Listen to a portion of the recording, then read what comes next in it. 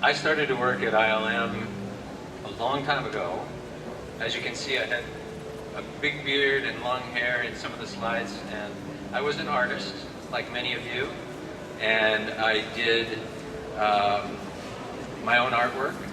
And George Lucas had moved, he had just decided to move his operation from Los Angeles up to San Francisco.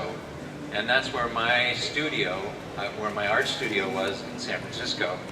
And in Los Angeles, there's a lot of talent, film talent that knows how to do what they do. In San Francisco, there weren't hardly anybody that knew how to do what George needed. So there was a big search going on, and I was part of that. They came to my studio, they looked at my work, and I had done a lot of different things. I was a painter, I had built cameras, I had built boats, all kinds of things. And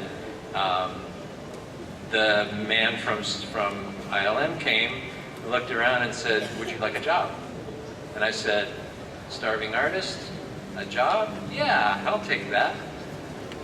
So that's, I'll give you a chance to catch up.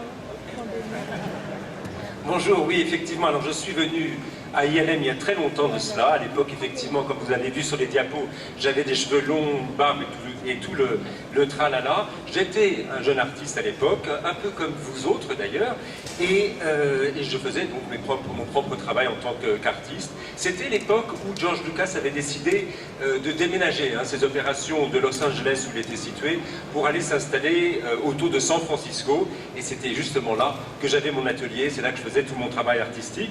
Alors il se trouve qu'à Los Angeles, il y a pléthore d'artistes dans le monde du cinéma, bien entendu. Il y a des gens, des talents de toutes sortes qui font ce qui est nécessaire, ce qui est attendu dans l'industrie, mais c'est pas le cas à San Francisco, justement, où au contraire, il y a une véritable pénurie. Et en tout cas, il n'y a pas les artistes ou la main-d'œuvre qu'il fallait pour les besoins de George Lucas. Donc c'est ainsi que je me suis retrouvé dans cette chasse à l'homme lorsqu'on a essayé de trouver des talents comme moi. J'étais un petit peu dans la boucle. Et c'est ainsi que l'équipe de Lucas est venue à mon atelier, ils ont vu ce que je faisais, et j'avais fait quand même pas mal de choses. J'étais peintre, j'avais construit des caméras, j'avais construit des bateaux, enfin toutes sortes de choses. Et donc, le type d'ILM est venu chez moi, il a vu ce que je faisais, et puis il a dit, ça te dirait d'avoir un job? Alors je dis, moi, artiste qui galère, ouais, ça me paraît une bonne idée, ok, je prends. Voilà. Bon, Jeff, on va rentrer dans le vif du sujet. L'Empire contre-attaque, donc a été finalement le premier Star Wars sur lequel vous étiez chez ILM. Quelle a été finalement la plus grande problématique sur ce film? I would say, from an artistic challenge, the biggest problem was doing the big at walkers, because you had to have these enormous backings to get the scale correct, because we already had the spaceships, and we already had some of the technology from the first Star Wars to be able to shoot those spaceships, but the snow walkers, as I call them, AT-AT walkers, we had to use this material called microballoons. I don't know if you know what those are. They're used for, they're very bad for your health, actually. That was the biggest problem. They're little tiny glass balls that they use, and we built snow with them. And at the time, we didn't realize how unhealthy they are, because those little glass balls go into your lungs and they don't ever come out. They go deeper and deeper and deeper, and then you die. So I may die any minute up here. But I'd say that was probably staging all of those various effects for the Snowwalker scene was the most challenging. I mean, all of it was challenging because we had a studio that we had to build everything. It didn't exist. Photoshop didn't exist. Computers didn't exist. We had We had to build all our own cameras because we composited everything. We shot everything on film, and then we had to optically composite all of those various levels together. So, for instance, a spaceship flying through space you had to do 8 or 10 passes of that ship and then back it up, shoot it again. So you'd have like a color pass, and then you'd have a matte pass to get the shape of it, and then you'd have a light pass for its engines, which were projector lamps, which had a big f-stop. You know, it was a much different f-stop than a little tiny running light. So all of those different passes had to be combined together. And that was part of my job, is figuring out the technology to make all of these various departments work. And when I say all these various departments, there was only 60 people there when I was there. So it wasn't a huge crew. La plus grande difficulté, en tout cas la problématique d'un point de vue artistique sur l'Empire contre-attaque, c'était ce que j'appelle les snow walkers, ces scènes qui faisaient intervenir justement une imitation de texture de neige en quelque sorte. Et il y avait un problème d'échelle également à réaliser, parce que nous avions déjà les vaisseaux spatiaux, bon ça on avait pu reprendre un petit peu la technologie du premier Star Wars pour ça, mais pour ces Snow Walkers justement, on a trouvé une technique finalement qui était assez astucieuse pour retrouver la granulométrie de cet effet neige avec ce que j'appelle des micro-billes. Alors c'est des choses qui sont extrêmement malsaines à propos, on a découvert plus tard que c'était très mauvais pour la santé. Enfin bon, c'est des petites micro-billes en verre dont l'accumulation forme un nuage qui s'apparente justement à de la neige. Alors, on ne peut pas vous dire exactement comment ça fonctionne, mais ce qui est certain, c'est que on ne connaissait pas à l'époque les effets nuisibles sur la santé de ces petites particules. Mais le problème, c'est que quand on est sur le plateau avec ça, on les respire, elles vous rentrent dans les poumons, elles s'enfoncent peu à peu jusqu'à ce qu'on meure. On n'arrive pas à s'en débarrasser. Et c'est la raison pour laquelle je pourrais d'ailleurs justement disparaître devant vous là, n'importe quand, à cause de tout ce que j'ai respiré à l'époque. Pour autant, donc, on a étudié, on a trouvé cet effet. Et puis, il y avait d'autres problématiques à réaliser, c'est-à-dire que on devait reconstruire tous les effets de manière à peu près artisanale. Hein. Nous avions un studio, mais il fallait tout construire. Il n'y avait pas à l'époque de Photoshop, d'ordinateur. Enfin, il fallait construire absolument tous nos propres caméras également.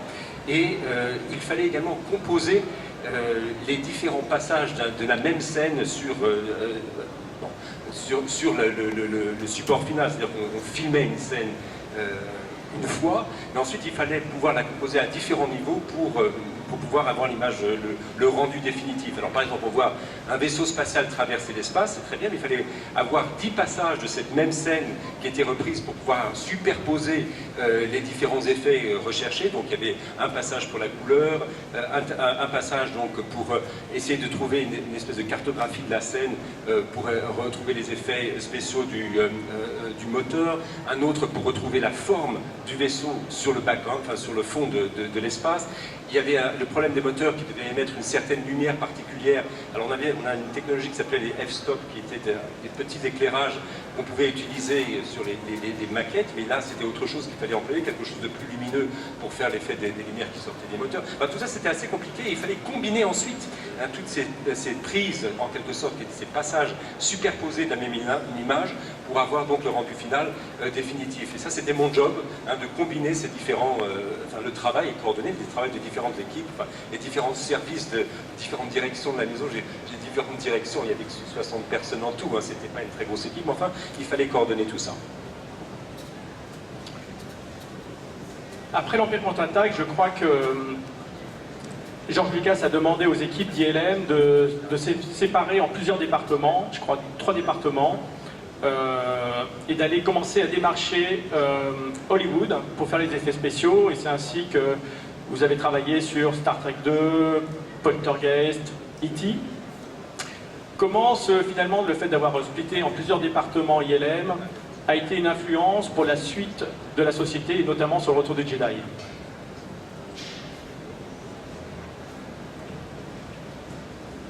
When Empire and Raiders of the Lost Ark and Dragon's Lair were finished, George took a break, and he basically said to us, you have all the tools you need to have a business.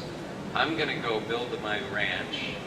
I'm going to write Return to the Jedi, and I'm going to do some other things. So you guys are on your own and figure it out. And in those days there weren't a lot of companies doing that sort of work at a very high level, and we had a pretty good reputation for doing high-level work. We just didn't have any clients. So we went out and we went to Paramount Studios and we got Star Trek II, which was a great film. I worked on that. And we went out and we went to Steven Spielberg, and he had E.T., which was a great film for us. And then Spielberg also had another film called Poltergeist, which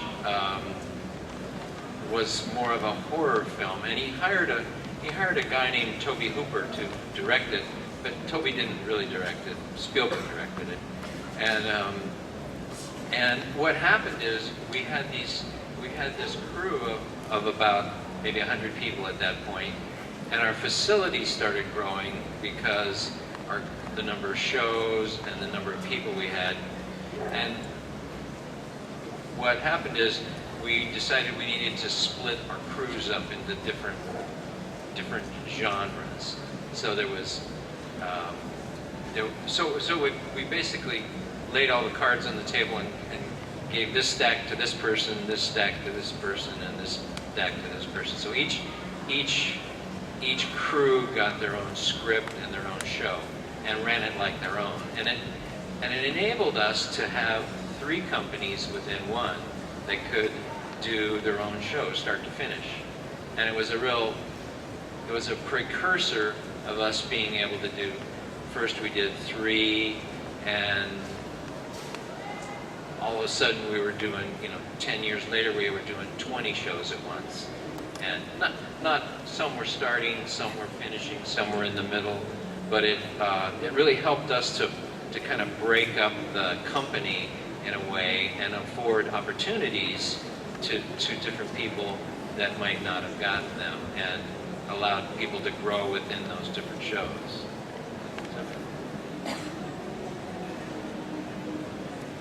Bien, effectivement, après l'Empire contre-attaque et les aventuriers de l'Arche perdue, George Lucas a décidé de faire un break, de faire une pause dans sa carrière, et s'est dit, voilà, je vous laisse, vous avez tous les outils à votre disposition, vous pouvez travailler avec ça, vous savez comment vous en servir.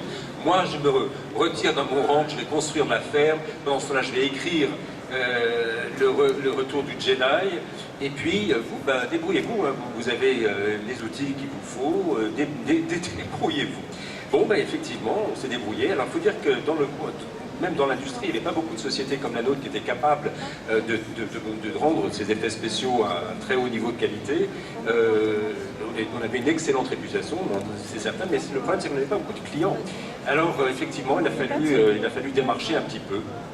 On est allé voir Paramount, on les a démarchés, on a emporté le contrat pour faire les effets sur Star Trek 2, comme vous l'avez dit.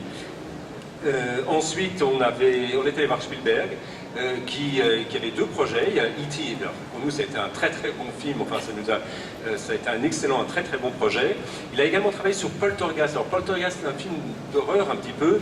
Il avait confié la réalisation à un type qui s'appelle Toby Hooper, mais Toby n'a pas vraiment voulu, enfin c'est pas vraiment lui qui a réalisé, c'était Spielberg lui-même. Enfin bon, on a travaillé sur ces 3 projets. Et puis, effectivement, ça a commencé à faire rentrer du business. On avait déjà une centaine de gars qui travaillaient avec nous. On a dû agrandir un peu nos installations, parce que bon, on commençait à travailler sur plusieurs films à la fois, il y avait plus d'équipes qui travaillaient en même temps. Et donc, c'était l'idée qui était venue de scinder, en quelque sorte, la maison selon, disons, des activités différentes. Alors c'est un peu comme si on avait un jeu de cartes et puis on avait coupé le jeu et chacun avait pris un tiers des cartes et se débrouillait avec ça. Mais ça voulait dire que chaque équipe en fait travaillait sur un projet de A à Z. Il avait le scénario, tout le projet, quoi.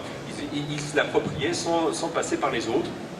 Et c'est comme ça que on avait pu travailler sur 3 films en même temps. Et c'était le début justement de l'élargissement de notre activité, parce que cette fois-là, donc cette année-là, on était sur 3 films à la fois, et puis 10 ans plus tard, on travaillait sur 20 films, sur 20 projets simultanément. Alors ça ne veut pas dire qu'on les suivait de A jusqu'à Z. Il y en a qui arrivaient, qui étaient déjà en cours, d'autres effectivement qu'on prenait dès le départ, d'autres qui étaient pratiquement terminés. Mais enfin, quand même, on travaillait sur des tas de projets en même temps, et cette division de la maison en différents métiers, en différents, disons, départements, ça a permis à pas mal de gens d'évoluer dans leur carrière, de faire des choses qu'ils n'auraient pas pu faire autrement s'ils n'avaient pas pu être impliqués donc jusqu'au bout dans certains projets qu'on a pu faire grâce à cette nouvelle structure. I would just like to say it didn't make it easier to do 3 different shows at once. It made it harder because we had to have 3 times the crew. And everybody wanted the same equipment and everybody wanted certain people. So the company just grew like crazy. It grew like crazy. And that caused us to have to lease buildings, find artists, and it was a great time of growth and opportunity for people. And il faut quand même préciser, c'est pas parce qu'on était divisé en 3 qu'on pouvait faire 3 fois plus de choses avec le même nombre de personnes.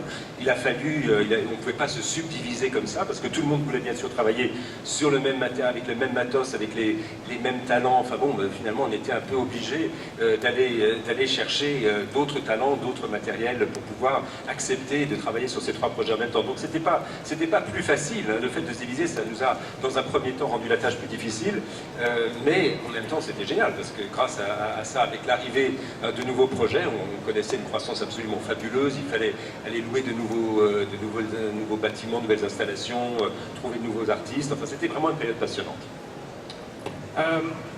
Jeff a travaillé notamment là, sur la maquette de l'Amiral Akbar. Je voudrais qu'il explique un peu aux gens en quoi consistait son travail et jusqu'où il allait pour accompagner les maquettes.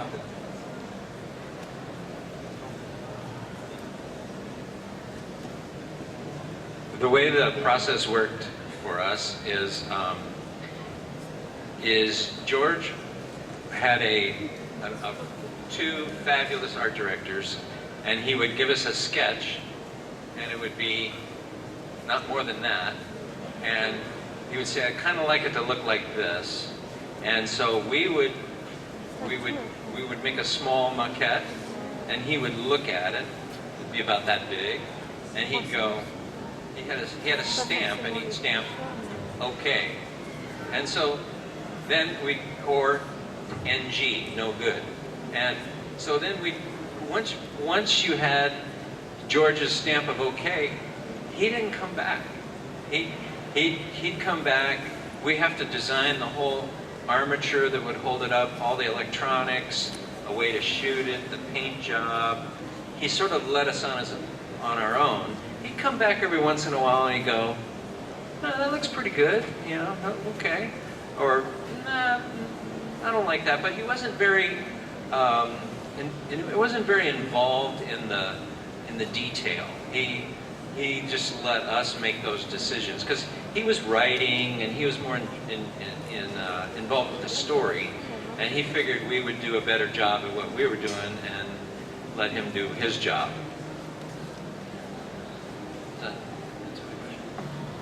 Oui, alors on était très impliqués pratiquement de A à Z. La façon dont ça commençait au départ, c'est que George avait pour lui 2 excellents directeurs artistiques. Il arrivait, il faisait un petit croquis, il tenait sur une page A4, pas plus, et voilà, le projet, donc là le vaisseau doit ressembler à quelque chose comme ça. Bon, débrouillez-vous. Et puis donc on commençait par construire une petite maquette pas tellement plus grande que le dessin. Il venait la regarder. Moyennant quoi, il lui donnait son sceau d'approbation ou de refus, un tampon, littéralement un tampon qu'il mettait dessus pour dire OK ou NG, no good, pas bon. C'était l'un ou l'autre. Mais si c'était OK, ça y est, il nous laissait faire, il ne venait pas nous embêter.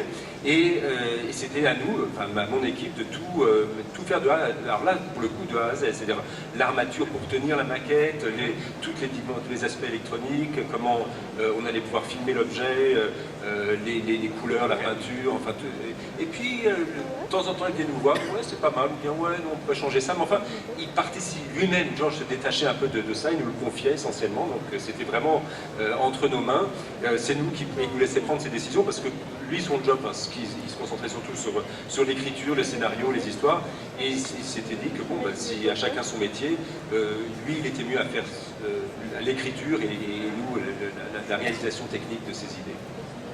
The company was divided up into departments, and the key department was the model department, because the spaceships were always flying around doing what they have to do. But they have to be able to be held in different positions. So they had armature, they had points, holes in them that would be little panels that would come off. So you could put them in this position, or fly them at you, or fly them away. So there was a lot of options, and the wiring and everything had to go with that. And so the model shop had to build for every circumstance, whatever might be needed for a shot, and that required a lot of forethought, I guess is the word. And so once we would build the model, and we had multiple models going and many stages going, probably 6 stages and about 30 models going at any one time, and they would be the people who built the models followed them to the stage and would make the changes. If it's going this way, they might have to mount it a certain way. If it's going this way and flying by a different way. So there was a lot of changing of lighting, changing of mounting points and electronics, and it was a very tedious process to get, and it's all in the dark. There's black curtains everywhere, and we ran 24 hours a day, 2 shifts. We were all hippies with long hair and no social life, basically. Alors comme je l'ai dit, il y avait 3 grandes divisions dans la maison.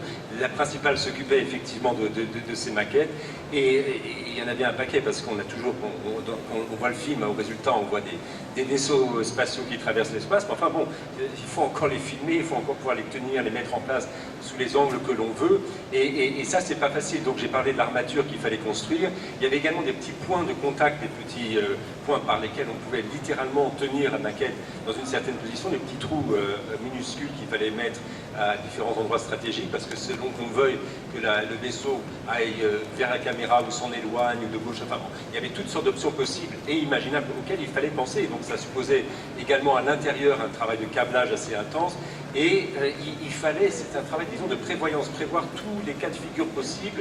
C'était ça la plus grande difficulté du travail. Et alors bon, on travaillait, alors quand de nouvelles idées arrivaient, quand il y avait des modifications à apporter, il y avait différentes étapes de construction de ces différentes maquettes. À tout moment, on avait peut-être une trentaine de maquettes en construction, avec pour chacune environ, il y avait 6 en gros, des différentes étapes qui étaient à tout moment en train d'être révisées et travaillées. Et puis, bon, chaque technicien qui travaillait dessus suivait sa maquette de A jusqu'à Z, enfin, à travers toutes les étapes nécessaires. Et parce qu'à chaque fois, selon les besoins des scènes voulues, il y avait des changements à apporter sur l'éclairage, sur justement les points de contact, sur l'électronique. C'était finalement assez fastidieux hein, comme boulot. En plus, on travaillait dans le noir, avec plein de rideaux noirs partout, pas de lumière du jour. On travaillait 24 heures sur 24, 2 équipes qui faisaient les 2-12, et c'était une bande de hippies aux cheveux longs et qui n'avaient aucune vie sociale. Bon, le temps passe. Je voulais aborder une dernière chose, c'est les nouveaux Star Wars. Jeff était à ce moment-là, il n'était plus maquettiste, mais il était en charge de toute la production chez ILM, et c'est lui qui négociait. Il était le côté d'ILM, un côté de la barrière, et de l'autre côté, il avait George Lucas et Rick McCallum qui, eux, produisaient le film. Peut-il nous raconter quelles ont été les problématiques, justement, qu'il a rencontrées pour produire notamment les 2000 plans d'effets spéciaux d'épisode 1 en 1999? I would say the biggest challenge was George wanted to be the digital guru of the world. And he had waited a long time for the technology to catch up with his vision of what the film would be. And that vision required digital technology. And we had to have, what we had to have is we had to have a film scanner that would allow us to, because we were shooting on film at the time, and processing film and projecting film. And we had to then come up with, and we built 2 digital scanners that enabled us to scan at a high rate the film that we shot and turn it into digital data so that the modelers and the creature makers on the computers could create the characters and the spaceships that way. That way it enabled the production process to go much faster. And that's really what George was waiting for and what the biggest challenge was. La plus grosse problématique dans cette situation-là, c'est qu'à l'époque, George Lucas voulait devenir le gourou numérique de sa génération, et puis il attendait en fait que la technologie le rattrape, le suive en tout cas, pour réaliser sa vision. Et effectivement, sa vision nécessitait la technologie numérique qui était encore assez balbutiement à l'époque. Alors, on a créé un scanner de pellicule pour numériser la pellicule, parce que tout était filmé sur pellicule à l'époque. On projetait des films en pellicule, on traitait la pellicule, mais enfin c'était à la base de la pellicule, et à partir de là, il fallait, pour pouvoir faire les effets qu'on voulait, un traitement numérique. Donc on a construit ces 2 scanners qui permettaient de scanneriser à haute vitesse les plans les cadres d'une pellicule, et c'était cette numérisation qui a permis justement aux maquettistes, aux créateurs de créatures, aux ordinateurs même de reprendre ces données, hein, parce qu'on produisait finalement des données numériques, et à partir de là générer des images, des effets, des plans, etc. Et c'était ça que George voulait, hein, c'était ça ce dont il avait besoin. I mentioned the scanner, and that was a big deal to be able to scan the film in and work on it on the computer. But we haven't entered the digital age yet. We're still on film. So we shoot on film, we work on it in the computer, and then we develop these what we call film recorders, and we would record that data back onto film again, because that's what projectors shot in the theaters. And until digital cinema came along, there was scan it in, work on it in the computer, and film it back out to film. So we still weren't quite out of the analog era. Il faut quand même bien préciser, on n'était pas encore justement à l'ère numérique. Donc c'est toute cette scannerisation dont je parle, c'était un énorme pas en avant. Mais pour autant, comme je l'ai dit, on travaillait avec de la pellicule. Donc on partait d'un plan filmé sur pellicule. Ensuite, on pouvait le scanneriser, envoyer les données à un ordinateur qui générait les images ou que sais-je, mais ensuite ces images étaient reproduites sur pellicule. Hein. On avait ce qu'on appelle un enregistreur d'images numérique qui était retransposé sur la pellicule, et ensuite c'était ces pellicules qu'on voyait dans les cabines de projection des cinémas, parce que c'est tout ce qu'on n'était pas arrivé à l'ère numérique du cinéma numérique où il y avait des projecteurs numériques, ça n'existait pas. Hein. Donc c'était encore ce circuit-là, c'était une période encore, c'était encore la période de l'analogique. Bon, on arrive un peu à la fin de ce panel, hélas. Je voudrais quand même dire que Jeff, ça a été l'homme qui a trouvé les nouveaux locaux de Lucasfilm, le Lucas Letterman Center à San Francisco. Il a été en charge de ces derniers projets. Voilà, je crois qu'on peut l'applaudir une dernière fois.